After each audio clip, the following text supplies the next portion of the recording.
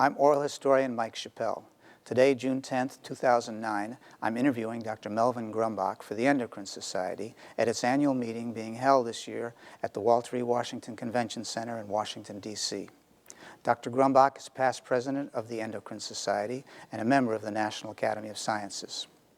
One of the nation's leading pediatric endocrinologists, Dr. Grumbach has made numerous contributions to our understanding of the endocrine mechanisms that control growth and development from conception to puberty.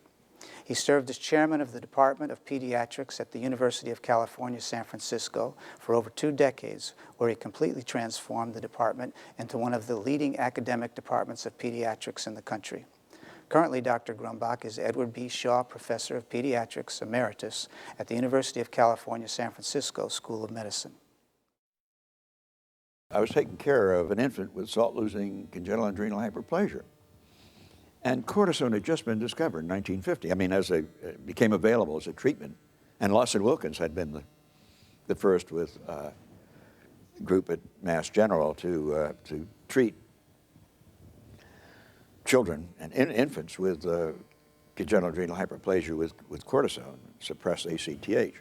I became sort of bonded with this child, and I decided, well, this was very exciting. And I was also interested in growth and maturation. And I decided there were 2 places really to go that were major. One was with Nate Talbot at Mass General, and the other was with Lawson Wilkins at Hopkins, and I decided that I'd like to go to Hopkins. I wanted to explore the development of puberty, you know, and looking at what the gonadotropin pattern was through childhood and puberty, and also the steroid pattern was.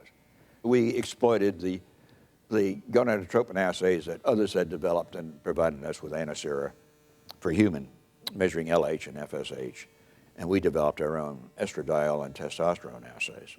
Henry Scheinfeld was a classmate of mine at college and medical school, was head of pediatrics at Kaiser.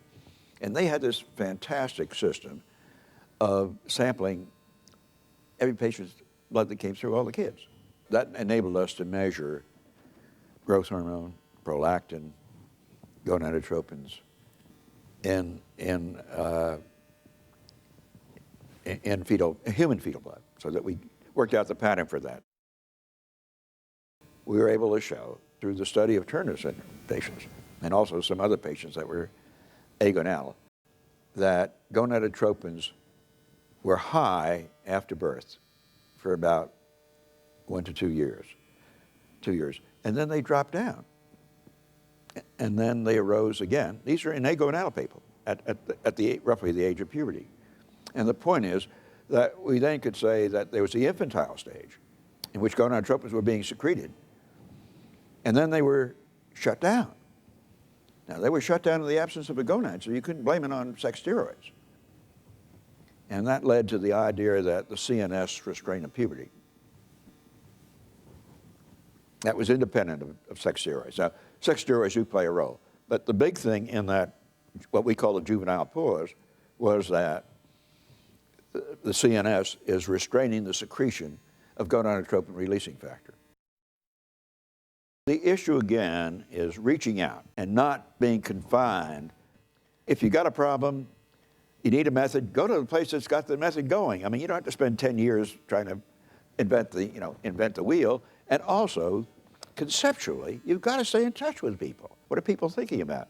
What can you contribute to? What are the major questions of the day in our field? How does the Endocrine Society fit into all that? Well, the Endocrine Society fits in because it's a forum for all this. This is where both basic scientists and clinical investigators and clinicians meet. It's a unique meeting ground. I mean, there's nothing like it in the world, really. I mean, where you have a group of really outstanding basic scientists interacting with translational people and clinical investigators, and then you have people who are serious endocrinologists, clinical endocrinologists, who really want to stay abreast and also want to cooperate wherever they can interact with people. So this is a unique, really a unique forum.